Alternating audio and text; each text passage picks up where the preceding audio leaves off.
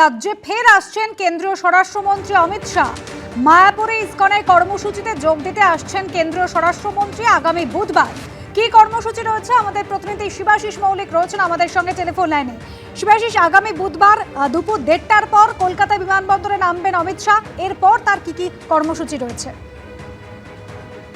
অনেকটা যে বিষয়টা জানা যাচ্ছে এখনো পর্যন্ত, তাতে কেন্দ্রীয় স্বরাষ্ট্রমন্ত্রী একেবারেই মায়াপুর মন্দিরের ইসকনের একটি বিশেষ অনুষ্ঠানের জন্য তিনি বুধবার পশ্চিমবঙ্গে আসছেন এবং সূচি অনুযায়ী তিনি দুপুর 1:30 নাগাদ কলকাতা বিমানবন্দরে এসে পৌঁছবেন।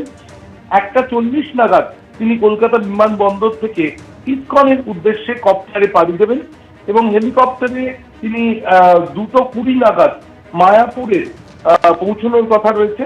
এরপর সেখান থেকে তিনি সরাসরি চলে যাবেন মায়াপুরের ইসকনের মন্দিরে এবং সেখানে 2:25 থেকে 4:25 পর্যন্ত একটি বিশেষ অনুষ্ঠানে তিনি যোগদান করবেন।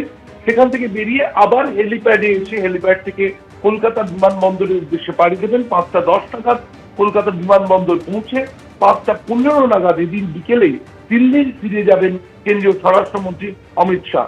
তার এই সফর একেবারেই কোন রকম রাজনৈতিক কর্মসূচি কিন্তু এই সফরে নেই, এমনটাই এখনো পর্যন্ত জানা যাচ্ছে। অনুসয়া, ধন্যবাদ শিবাশিস।